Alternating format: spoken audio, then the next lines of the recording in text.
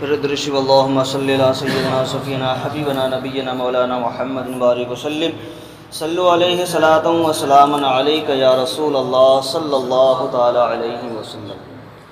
کل کی نشست میں تھے بیمار کی نماز، اور آج کی نشست میں ہے کہ بیمار کب نماز چھوڑ سکتا ہے۔ ایک تو کل میں نے بتایا کہ نماز فرض ہے، نماز کسی بھی حال پر معاف نہیں ہے، لیکن شریعت یہ کہتی ہے کہ جب تم نماز نہ پڑھ سکتے ہو تو نماز چھوڑ بھی سکتے ہو، اور وہ ساقط بھی ہو جاتی، اس کا قضا بھی نہیں ہے۔ وہ کون سا وقت ہے، کس وجہ سے نماز بیمار چھوڑ سکتا ہے اور وہ ساقط بھی ہو جاتی۔ ساقط کا مطلب اس پر جو ہے قضا لازم نہیں ہوتا، یعنی کہ جیسے قضا ہو گیا بیماری کی حالت میں، پھر وہ بعد میں پڑھنا پڑے گا۔ وہ کون سی بیماری ہے؟ مسئلہ جب بیمار سر سے بھی اشارہ نہ کر سکے تو نماز ساقط ہے، اس کی ضرورت نہیں کہ وہ آنکھ یا منہ یا دل کے اشارے سے پڑھے۔ پھر اگر 6 وقت اسی حالت میں گزر گئے تو ان کی قضا بھی ساقط ہے۔ یعنی کل میں نے بتایا تھا کہ جو بیمار ہے وہ کس طرح سے نماز پڑھ سکتے ہیں، لیٹ کر کے اشارے سے سر کا ہلانا ضروری ہے۔ جسم اگر نہ ہلے، رکوع سجدہ نہ کر سکے تو سر کے اشارے سے نماز پڑھ سکتا ہے۔ اب اتنا بیمار ہے کہ وہ سر کا بھی اشارہ نہیں کر سکتا ہے، تو پھر اسی طرح سے 6 وقت سے زائد ہوگا، یعنی کہ 6 وقت سے زائد مسلسل، جیسے فجر کا، ظہر کا، عصر کا، مغرب کا، عشاء کا، پھر فجر کا، اتنے ٹائم تک اس کا سر بھی نہیں ہل رہا ہے، تب اس پر اب ادھر جتنی بھی وقت آئے، چاہے وہ 1 مہینہ بیمار رہے یا 2 مہینہ بیمار رہے یا 5 دن رہے یا 6 دن رہے یا 2 دن رہے، لیکن 6 وقت کی نماز تک اگر اسی طرح سے رہا اور اس سے زیادہ ہو گیا تو اب ان پر اس نماز کو ساقط ہو گیا، قضا بھی اب وہ نہیں پڑے گا، اس کا کوئی ضرورت نہیں، اور فدیہ کی بھی حاجت نہیں۔ اور ایسی حالت کے 6 وقت سے کم گزرے تو صحت کے بعد قضا فرض ہے۔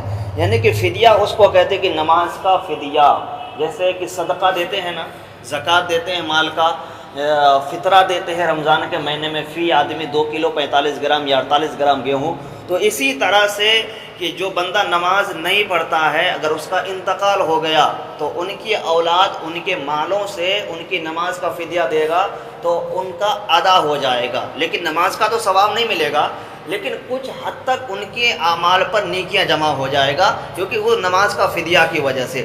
اب اسی طرح سے اگر وہ 5 وقت تک سر ہلانے کی نوبت میں نہیں تھا، 6ٹھے وقت میں نوبت آ گیا کہ بندہ سر ہلا سکتا ہے، تو اب یہ ان پر ساقط نہیں ہوا۔ یہ 5 وقت جب وہ صحیح سے اچھا ہو جائے گا، اپنے زندگی میں کبھی بھی اس کا قضا پڑ سکتا ہے، چاہے اتنی ہی صحت ہوئی کہ سر کے اشارے سے پڑھ سکے، یعنی کہ اتنا بھی صحت وہ مل گئی کہ اشارے سے پڑھ سکے تو پھر اس کا قضا لازم ضروری ہے۔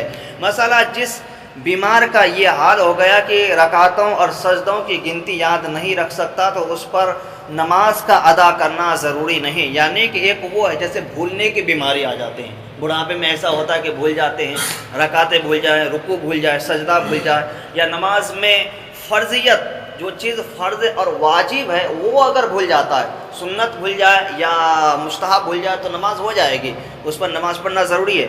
جو فرض ہے نماز کے اندر اور جو واجب ہے اس کا اگر وہ بھول جاتا ہے، جیسے رکوع کرنا، سجدہ کرنا، قرات کرنا، یہ کیا ہے؟ فرض ہے۔ تو اگر یہ چیز بھول گیا، اتحیات کا پڑھنا واجب ہے، تسبیحات کا پڑھنا واجب ہے، تو اگر یہ سارے چیز اگر بھول جائے تو پھر ان پر نماز معاف، اور وہ نماز نہیں پڑھ سکتا۔ دیکھیے شریعت نے کتنا آسان کر دیا ہے۔ مسئلہ سب فرض نمازوں میں اور وتر اور دونوں عیدین کی نماز میں اور فجر کی سنت میں قیام فرض ہے، اگر بلا عذر صحیح کسی کے یہ نمازیں بیٹھ کر پڑھا تو نہ ہوگی۔ یعنی کہ فرض نماز اور وتر نماز، عیدین کی نماز اور فجر کی سنت کی نماز اسی طرح اگر بنا عذر، یعنی کہ کوئی بیماری کوئی پریشانی نہیں ہے، کسی نے بیٹھ کر کے پڑھا تو وہ نماز نہیں ہوگی، اس کا قضا ان پر لازم ہے۔ اچھا، عشاء کے 4 رکعت یہ فرض ہے، کسی کا عشاء کا اگر قضا ہو چکا تو وہ عشاء کے 4 رکعت فرض ہے، اس کا بھی وہ ادا کرے گا بعد میں قضا ہوا تو، اور پھر عشاء کے 3 رکعت وتر جو پڑھے جاتے ہیں یہ بھی قضا ہے، کیونکہ یہ واجب نماز ہے۔ یہ کیا ہے؟ واجب نماز، واجب کا قضا ان پر لازم ہے۔ قیام چونکہ فرض ہے اس کے لیے بلا صحیح شرعن عذر کے ترک نہ کیا جائے ورنہ نماز نہ ہوگی۔ یہاں تک کہ اگر عصا یا خاتم یا دیوار پر ٹیک لگا کر کھڑا ہو سکتا ہے تو فرض ہے کہ وہ اس طرح سے کھڑا ہو کر کے پڑھے، بلکہ اگر کچھ دیر بھی کھڑا ہو سکتا ہے کہ اللہ اکبر کہہ لے تو فرض ہے اور نماز کے کھڑا ہو کر شروع کرے، پھر بیٹھ کر پوری نماز ادا کرے، ورنہ نہ ہوگی۔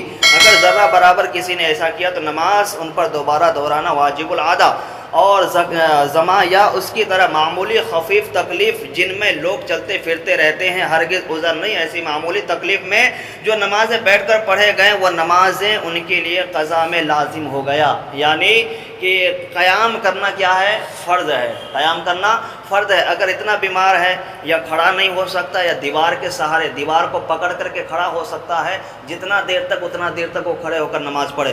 کسی کو خادم یا غلام کو پکڑ کر کے کھڑا ہو سکتا ہے تو یہ اس کو پکڑ کر کے نماز پڑھے۔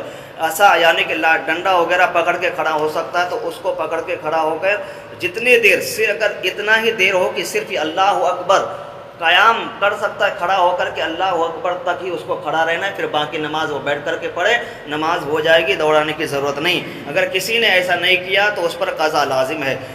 جو شخص کھڑے ہونے کے قطرہ آتا ہے یا زخم بہتا ہے یا بیٹھنے سے نہیں تو اس پر فرض ہے کہ وہ بیٹھ کر کے پڑھے، اور جبکہ اس طریقہ سے اس کی یعنی کہ اس کا روک بن سکے۔ یعنی کہ قطرہ کے بیمار، یعنی کہ پیشاب کے بار بار قطرہ آنا، اور زخم وغیرہ اتنا ہے کہ کھڑا ہو کر کے نماز پڑھیں تو قطرہ بار بار ٹپکے گا، یا زخم سے مواد یعنی کہ پیپ یا خون وغیرہ نکلے گا کھڑے ہو کر کے نماز پڑھنے سے، تو پھر شریعت کہتی ہے کہ اب بیٹھ کر کے نماز پڑھے۔ اگر بیٹھ کر کے پڑھنے سے ایسا کہ قطرہ آنے کا چانس کم رہتا ہے، قطرہ آنے کا چانس کم رہتا ہے، تو بہتر ہے کہ آپ بیٹھ کر کے نماز پڑھیں، آپ کی نماز ہو جائے گی۔ کتنا دیر تک؟ جب تک آپ کا یہ قطرہ آتا رہے گا تب تک آپ پر لازم ہے کہ آپ بیٹھ کر کے نماز پڑھیں۔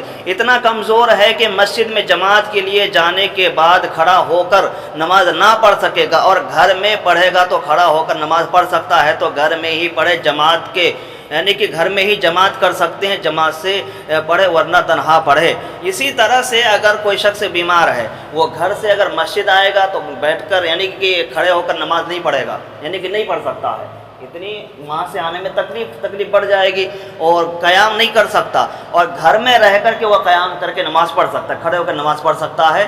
اگر وہاں 1 سے 2 آدمی ہے تو جماعت کر کے پڑھے، نہیں تو پھر تنہا اپنے نماز کو کھڑے ہو کر کے گھر پہ ہی ادا کرے۔ شریعت نے کتنا چھوڑ دے دیا ہے کہ اگر آپ قیام کر سکتے گھر میں، اور مسجد میں آ کر کے آپ کو تکلیف ہو جائے گا، زیادہ پریشانی ہو جائے گی، آپ قیام نہیں کر سکتے، تو پھر شریعت کہتے ہے کہ آپ گھر میں نماز پڑھیں، ثواب اتنا ہی ملے گا جتنا آپ کو مسجد میں ثواب ملے گا، کیونکہ وہاں آپ قیام کریں گے، یہاں آپ قیام نہیں کریں گے، جو ثواب ٹرانسلیٹ ہو جائے گا آپ کا ادھر سے ادھر ہو جائے گا۔ تو شریعت ہمیں اتنا چھوڑ دیا ہے۔ مسئلہ بیمار اگر کھڑا ہو کر نماز پڑھے تو اس کی قرات بالکل نہ کر سکے گا تو بیٹھ کر پڑھے، لیکن اگر کھڑا ہو کر بھی کچھ بھی پڑھ سکتا ہے تو فرض ہے کہ وہ جتنی دیر کھڑے ہو کر پڑھ سکتا ہے اتنی دیر کھڑے پڑھے، باقی دیر بیٹھ جائے۔ اسی طرح سے اگر نمازی نماز پڑھ رہا ہے کھڑے ہو کر کے قیام کر سکتا ہے تو وہ کھڑے ہو کر قیام کرے، اگر قیام میں قرات اگر نہیں کر سکتا بیٹھ کے کر سکتا ہے تو پھر وہ بیٹھ کر کے پوری قرات کرے اور نماز کو پڑھے، نماز اسی طرح سے ہو جائے گی۔ مریض کے نیچے نجس بچھونا بچھا ہے اور حالت یہ ہے کہ بدلا بھی جائے تو پڑھتے بقد ناپاک ہو جائے گا تو اسی پر نماز پڑھے۔ یوں ہی اگر بدلا جائے تو اس قدر جلدی نجس ہو جائے گا تو اور بدلنے میں مریض کو سخت تکلیف ہوگی تو اسی نجس پر ہی نماز پڑھ لے، نماز ہو جائے گی۔ دیکھیے اور کتنا چھوڑ دے دیا ہے۔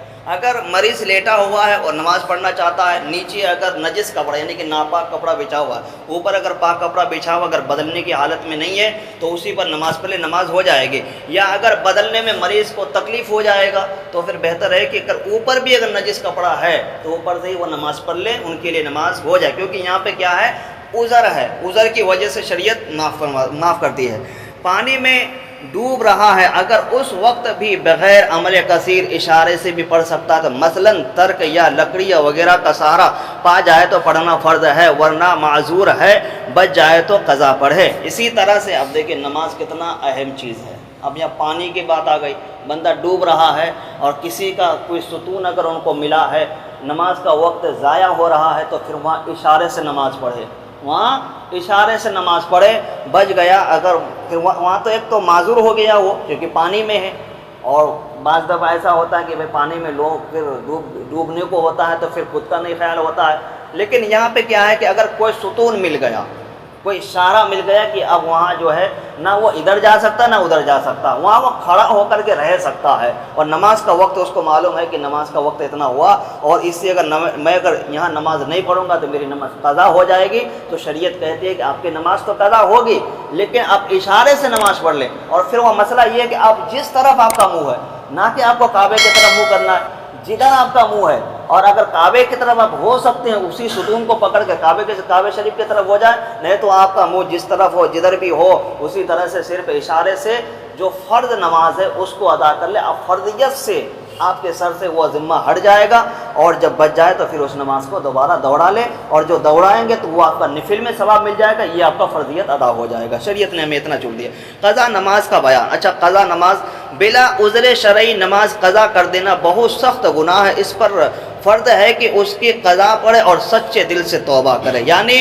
جو قضا نماز ہو جاتے ہیں جس کا بھی پہلے اس نماز کو ادا کرے. آج میں نے بتایا تھا کہ توبہ جو ہے اسی کا قبول ہوگا جو عام گناہ ہے، نہ کہ فرضیت کا توبہ سے اس کا جو ہے وہ خطا قبول ہوگا، نہ کسی کا حقوق العباد اگر کسی نے ناحق کسی کو جو ہے ستایا، کسی کا چغلی کیا، کسی کا غیبت کیا، کسی کا مال لے کے آ گیا، کسی کا کوئی سامان اٹھا کر کے گھر لا کے لے کے آ گیا، ان کے بنا پوچھے جب تک وہ سامان وہ مال جب تک ان کو نہ لوٹائے گا، جس سے جھوٹ بولا اس کا پردہ فاش ان کے پاس جا کے نہیں کرے گا، جس کا چغلی کیا اس کا چغلی کا وہ بات ان کو جا کے جب تک نہ بتائے گا، چاہے بندہ صبح قیامت تک توبہ کرتا رہے توبہ قبول نہیں ہوگا. کیونکہ جس کے جو چیز کیا ان کو جا کے کرنا پڑے گا. ہاں، توبہ کس چیز کا ہے؟ جیسے زنا کیا، زانی کا توبہ قبول ہوگا کب؟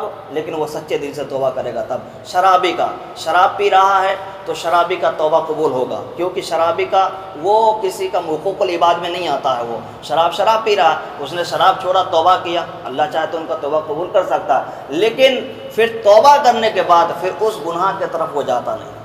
اور بزرگان دین نے فرمایا توبہ کی مثال میں جس طرح سے جانوروں کے تھن سے دودھ نکل جاتا ہے، پھر دوبارہ اس دودھ کو اس کے تھن میں واپس نہیں لے کے جا سکتا، کوئی نہیں بھیج سکتا، اسی طرح سے گناہوں سے توبہ کرنے کا ہے کہ توبہ اس طرح سے کرو کہ جیسے جانوروں کے تھن سے دودھ نکل جائے دوبارہ نہ جائے، اسی طرح سے گناہوں سے توبہ کرو کہ اپنے گناہوں سے کہ دوبارہ ادھر نہ جاؤ. اور پھر توبہ کر کے گناہ سے پھر اسی گناہ کو اس نے کیا، پھر توبہ کیا، پھر گناہ کیا. بعض لوگ ایسا ہوتا ہے کہ شراب پینے کا ہے، زنا کرنے کا ہے، گانے سننے کا ہے، فلمیں دیکھنے کا ہے، ڈرامے دیکھنے کا ہے، سنیما ہال میں جانے کا ہے، نئی فلم ریلیز ہو رہے ہیں اس کو دیکھنے کا ہے، چلو یہ لاسٹ فلم اس کو دیکھ لیں گے پھر توبہ کر لیں گے، پھر نہیں جائیں گے انشاءاللہ.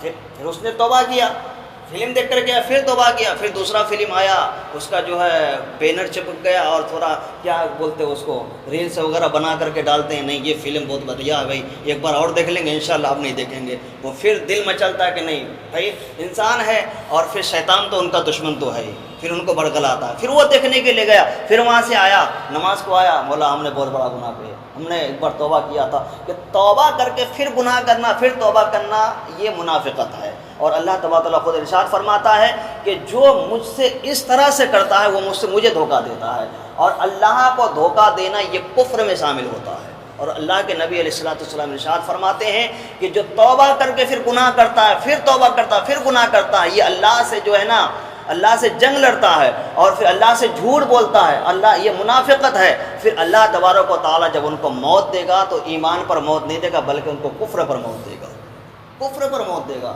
تو اس لیے جب توبہ کرو تو سچے دل سے کرو، سچے دل سے توبہ کرو، اور ایسے توبہ کرو کہ پھر دوبارہ اس گناہ کے طرف تو جانا تو بہت دور کی بات ہے، اپنے اس دل میں گمان بھی پیدا نہ کرو کہ میں یہ پھر گناہ کروں گا. یہ توبہ اسے بولتے ہیں. نماز اگر کسی کا قضا ہوا کہ جب تک اس کی ادا نہیں کرے گا تب تک ان کا کوئی معافی نہیں ہے، کوئی معافی نہیں. اچھا یہاں پہ قضا کی مسئلہ یہ ہے کہ آپ کی جیسے عشاء کی قضا ہوا، عشاء میں کتنے 17 رکعت نماز ہے، لیکن اگر اس کا قضا ہوا تو صرف آپ کو 5 رکعت پڑھنا ہے، کیونکہ 4 فرض اور 3 وطر. وطر کیا واجب ہے. اور ظہر میں کتنا ہے 12 ہے. لیکن قضا ہونے کے بعد شریعت نے آپ کو اتنا چھوڑ دیا کہ اب 12 میں سے صرف 4 پڑھے. عصر میں 8 ہے، 8 کے بجائے صرف 4 پڑھے، مغرب میں 7 ہے، 7 کے بجائے آپ صرف 3 پڑھے، اسی طرح سے۔ اور شریعت نے قضا، جس کی زیادہ قضا ہو چکا ہے، اتنا قضا ہو چکا ہے کہ 12 سال کے بعد وہ بالغ ہوا، اب 12 سال سے نہ جانے کئی سالوں سے وہ نماز پڑھا نہیں، کبھی کبھی آ رہا کبھی کبھی پڑھ رہا ہے، تو وہ گنتی ان کا مانا جائے گا کہ اب وہ اگر قضا پڑھنا چاہتا ہے، کسی کا مان کے چلو 30 سال عمر ہو چکا، اب 12 سال کے بعد 30 سال ڈیوائڈ کر دو تو 30 سے 12 چلا گیا، کتنا بچا؟ 17 بچا۔ اب 17 میں سے ان کو پتا ہے کہ میں نے 1 سال بھی مسلسل نماز نہیں پڑھا، 1 سال بھی، اب 17 سال میں 1 سال میں 365 دن ہوتا ہے، ایک وقت کی نماز 365 وقت کا ہوا، تو اسی طرح سے 5 وقت کا۔ اب وہ اگر وہ پڑھنا چاہتا ہے تو کس طرح سے پڑھیں؟ یا وہ مسلسل پڑھتا جائے یا پھر ایک ہی وقت کو پہلے وہ ملاتا جائے؟ تو اس کے لیے ایک چارٹ بھی ہمارے پاس ہے، انشاءاللہ کبھی میں گروپ میں ڈالوں گا، جو گروپ سے جڑے ہوئے ہیں، اور اس کو ہندی اور اردو میں اس کو میں بنایا ہوں، تو وہ 1 سال کا کنٹینیو ہے پورے چارٹ میں جو ہے نا، یعنی کہ 6 وقت کی نماز، 6 نماز ہے، اس میں پہلا فجر کی ہے، دوسرا ظہر کی ہے، تیسرا عصر کی ہے، پھر مغرب کی ہے، پھر عشاء کی، فرض اور وتر کا بھی اس میں وہ 1 سال کا 365 دن کا اس میں کھانا لگا ہوا ہے، تو اس میں سے نکال کر کے اس کو پڑھنے کا اس میں پورا طریقہ بتایا۔ جس کا زیادہ اگر قضا ہو گیا، اب وہ کس طرح سے پڑھے؟ قضا نماز کو زیادہ اگر پڑھنا، وہ جلدی بھی پڑھنا چاہتا ہے تو قیام میں صرف وہ نیت کرے، نیت کو پورا نیت بھی نہ کرے، نیت کہ میں نے قضاء عمرے کے واسطے اللہ اکبر، یہ بھی اگر نہیں کرتا ہے تو صرف میں نے اپنے قضاء عمرے کی نیت کرتا ہوں، اتنا کر کے اللہ اکبر کہہ کے نیت بانے، ثنا بھی نہ پڑھے، اعوذ باللہ بھی نہ پڑھے، بسم اللہ بھی نہ پڑھے، الحمد شریف پڑھے، صرف الحمد شریف پڑھے، اور ایک چھوٹی سی سورت پڑھ لے، چھوٹی سورت، صرف 3 آیت بھی آپ پڑھیں گے، جیسے کہ الم تری کیف، اس میں 6 یا 7 آیت ہیں، اسی سورت کو دونوں رکعت میں پڑھے آپ، اسی صورت کو دونوں، کیونکہ 2 ہی رکعت میں قرات کرنی ہے، 2 میں تو قرات ہے نہیں، تو اسی صورت کو دونوں رکعت میں پڑھے، پہلے اس کو دیکھ لے کہ 3 آیت یا اس کا 5 آیت ہے تو 3 آیت پہلے پڑھے، 2 آیت کوئی بھی صورت ہو، 5 آیت کا لے لے یا 4 آیت کا لے، 2 آیت پہلے 2 آیت بعد میں پڑھے، اسی طرح سے وہ پڑھ سکتے ہیں۔ پھر اس کے بعد جب رکوع میں جب جائے، صرف اللہ اوپر کہتا ہوا جائے، 1 مرتبہ سبحان ربی العظیم اور کہہ کر کے اللہ اوپر کہتا ہوا کھڑا ہو جائے، سمیع اللہ لمن حمیدہ بھی نہ کہے، صرف سمیع اللہ لمن حمیدہ اللہ اوپر کہتا ہوا سیدھا جو ہے نا رکوع سجدے میں جائے، سجدے میں بھی 1 مرتبہ سبحان ربی الاعلیٰ کہے، پھر اللہ اکبر، پھر اللہ اکبر۔ اسی طرح سے اب اتحیات میں بیٹھنا ہے، پہلی رکعت میں اتحیات پورا پڑھ لے، دوسری رکعت میں صرف یعنی کہ دوسری رکعت میں اتحیات پڑھیں گے، تیسری میں اٹھنا ہے، چوتھی رکعت میں صرف جو ہے اتحیات پڑھ کے سلام پھیر دیں گے، نماز ہو جائے گی، نہ آپ کو درود شریف پڑھنا ہے، نہ آپ کو دعائے معاشرہ پڑھنا۔ یہ جلدی کے لیے دیا ہے، جس کی نماز زیادہ قضا ہو چکا ہے وہ پڑھنا چاہتا ہے۔ اچھا، اگر کوئی یہ کہے کہ پہلے میں ایک ہی وقت کی نماز کو مکمل کرو، پہلے صرف فجر پڑھتا جاؤ، وہ آئے پہلے فجر کو ہی پورا کرے، فجر پڑھتا جائے جتنا ان کا قضا ہے، پھر ظہر کو پڑھے، پھر جو عصر کا پڑھے، 1 سال کا وہ کنٹینیو پہلے فجر ہی پڑھتا چلے، ایسا نہیں کہ پہلے فجر پڑھے تو پھر ظہر پڑھے پھر عصر پڑھے۔